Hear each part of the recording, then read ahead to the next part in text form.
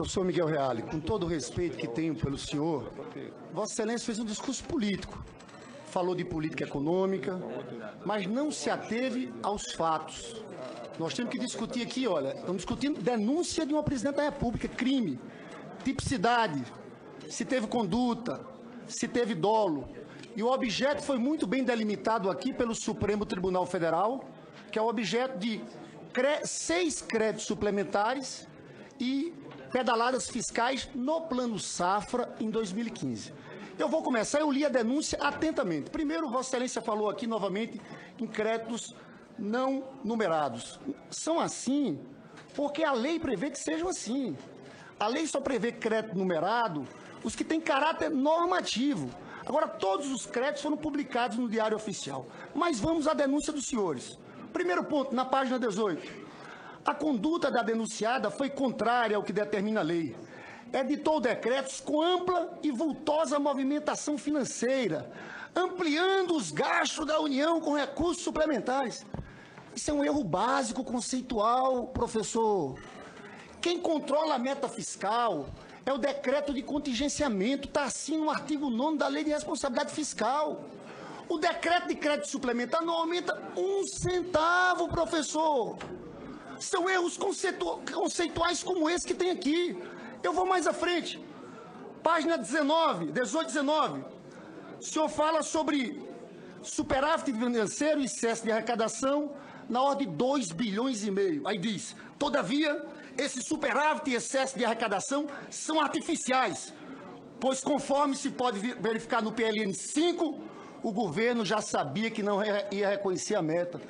Professor, esse excesso de arrecadação não é excesso de arrecadação do governo federal. É uma rubrica específica. Sabe o que é isso, professor? Eu vou dar um exemplo a você. Justiça Eleitoral. Teve concurso público. Só que se inscreveram muita gente.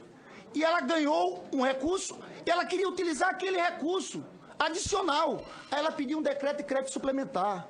Sabe outro decreto de crédito suplementar? Hospital Universitário. Doações de pessoas físicas e jurídicas. Aí pediram esse decreto. O senhor confundiu isso. A base conceitual é toda equivocada da peça. Eu vou mais à frente. Está aqui. Outro ponto da denúncia. Os decretos acima de transcritos foram editados e publicados após a data da propositura do PLN 5 ao Congresso Nacional, o que revela o dolo da denunciada. Professor, primeira coisa, professor, a mudança do entendimento do TCU aconteceu em outubro de 2015, depois da edição dos decretos. Vossa Excelência é professor de Direito. Vossa Excelência conhece o artigo 5º, inciso 39, que diz: não há crime sem lei anterior que o defina, nem pena prévia sem combinação legal. O 40, que diz: a lei penal não retroagirá, salvo para beneficiar o réu. E o senhor quer a prova de que a mudança de entendimento aconteceu em outubro de 2015? Sabe qual foi a outra vez que houve uma situação igual a essa? Foi em 2009. Porque o presidente Lula teve que mudar a meta e assinou decretos. Sabe o que disse o TCU? Disse o seguinte: o Poder Executivo encaminhou ao Congresso o PLN 5, que propõe a redução da meta para 1,4% do PIB. Tais parâmetros passaram a ser adotados nas reavaliações bimestrais, mesmo antes da aprovação do Congresso Nacional, né? O que veio a ocorrer em 9/10 de 2009, ou seja, está aqui o texto. O TCU dizia que mesmo mandando a proposta de mudança para o Congresso, ele podia editar decreto, podia ter um decreto de contingenciamento de acordo com a nova meta. Então houve uma mudança. Como é que o senhor, como professor de Direito, me diz isso? Quer dizer que a mudança de entendimento pode retroagir? Isso não sustenta, professor. Conclua, senador. Não, eu ainda tenho 40 segundos e ainda vou, porque antes de acabar já, presidente. Aí o senhor fala das pedaladas. Sabe o que o senhor acusa? Porque nós estamos dizendo, nas pedaladas, no Plano Safra, não tem um ato. A presidente não assinou. Tem um artigo 3 da lei do Plano Safra, que a gestão é feita pelos ministérios e pelo Banco do Brasil. Aí Vossa Excelência disse, sabe o quê? Ah, não, ela andava para cima e para baixo com a Arno Agostinho. Professor, Arno Agostinho não era secretário de Tesouro em 2015, professor. Era um secretário ligadíssimo ao Levi, que nem intimidade tinha com a presidente da República. Não tem ato. Eu peço só mais um minuto para concluir, presidente. Presidente, eu só peço 1 minuto para concluir. Eu só queria dizer, por fim, professor, o senhor confunde tudo. Confunde 2015 com 2014. Os senhores estão falando de crime fiscal no maior ajuste que houve na história do país. Contingenciamento de 80 bilhões de Joaquim Levy. Em 2015 foi isso. Agora, no resto, na parte anterior, professor, desculpe, aqui parece que o senhor não quer o impeachment só da Dilma. O senhor quer o impeachment de Keynes, John Maynard Keynes, porque os senhores querem aqui é criminalizar qualquer política anticíclica. Esse é um debate aberto em economistas do mundo inteiro. Tem gente que diz o seguinte: em momentos de aceleração econômica, pode sim, o Estado, o poder público tem que gastar mais, tem que investir mais. Em momentos de crescimento, você faz superávit maior. Os senhores estão criminalizando qualquer possibilidade de política anticíclica. É uma loucura. Sabe que até o FMI está revisando suas posições depois da crise de 2008. Está dizendo que é necessário ter mais flexibilidade fiscal. Então, professor, eu teria aqui mais 30 pontos para levantar para o senhor. Eu só quero dizer que é muito inconsistente. A resposta do senhor aqui para mim tem que ser uma resposta objetiva. Qual é o fato em relação à pedalada? Tem dolo na pedalada? Tem autoria na pedalada? E nos créditos suplementares, que todos os governadores, vale dizer, está aqui o senador Anastasia, ex-governador de Minas, todos os governadores fizeram igual, porque era permitido pela lei. Depois que o TCU mudou o entendimento, a presidenta Dilma passou a aceitar o entendimento, um novo entendimento do Tribunal de Contas da União. Então os senhores têm a obrigação aqui de explicar ao país. Não dá para ficar nesse discurso geral desse jeito. É isso que eu quero de Vossa Excelência nesse momento.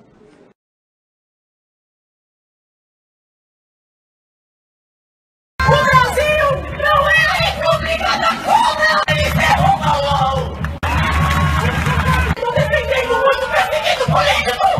O presidente da República assinou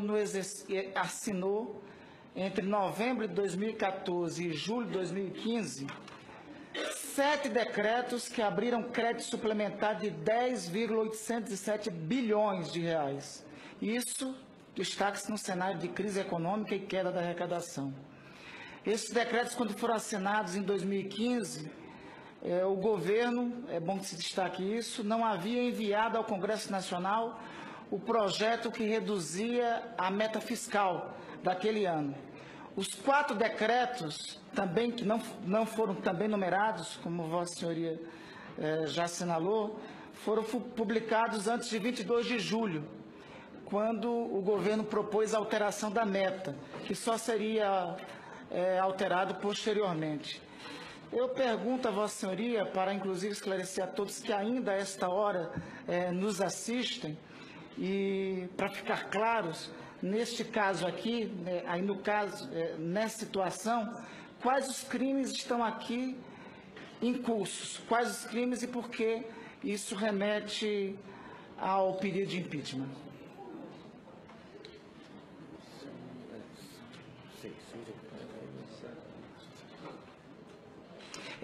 Eu completo depois na réplica, senhor presidente. Com a palavra a doutora Janaína.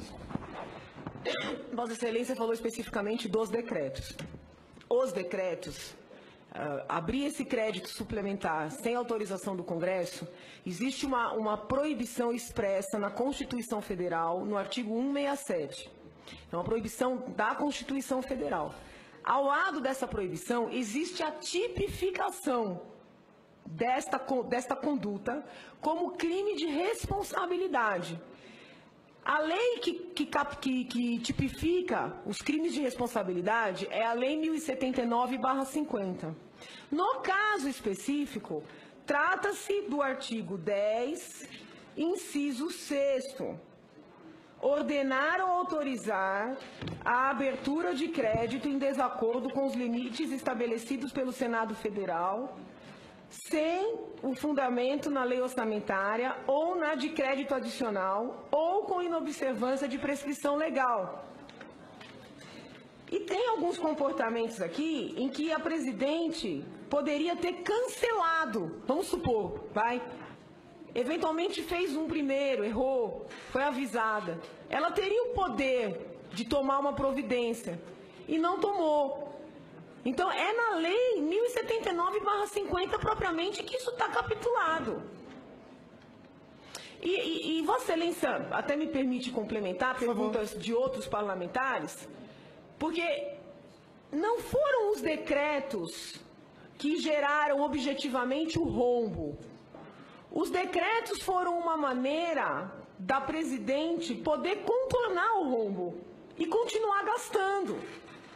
Porque pelo artigo 9º, esse artigo para esse pilar da denúncia, ele é importante. O artigo 9º, aí já não é dessa lei, é da Lei Complementar 101/2000, que é a Lei de Responsabilidade Fiscal. Esse artigo 9º diz o seguinte: olha, gestor, né, chefe do executivo, se precisar abrir crédito suplementar, no lugar de abrir crédito, tem que cortar despesa, que é o tal do contingenciar despesas discricionárias. Então, a presidente tinha a alternativa de cortar despesas, mas ela não queria, porque estava num momento até de transição, final de um mandato, início de outro mandato. Como ela não quis cortar despesa, e tinha onde, porque o que mais tem é gordura nesse governo para cortar, ela baixa os decretos. Baixa os decretos, usurpando o poder desta casa. Então, não sei se eu respondi Vossa Excelência, mas é aqui que está a capitulação. Obrigado, agradecimento somente Vossa Senhoria pela descrição. Vossa Senhoria acaba de expor as razões porque também será necessário pedir o impeachment do vice-presidente Michel Temer. Porque a relação, o que eu descrevi ainda há pouco, foram atos cometidos pelo vice-presidente Michel Temer. Aliás, para ser mais específico, esses decretos que citei, assinados pelo vice-presidente Michel Temer, em 2015, apresentaram um volume 3 vezes superiores aos decretos assinados pela presidente Dilma. Foram 4 decretos editados neste ano, em 26 de maio, liberando 7,28 bilhões e 3 em 7 de julho, que abriram crédito suplementar de pouco mais de 3 bilhões. Então, a situação que descrevi para Vossa Senhoria, que Vossa Senhoria aqui relatou e tipificou os crimes e disse que cabe o crime de responsabilidade e cabe o impedimento, foram atos cometidos pelo vice-presidente da República, Michel Temer.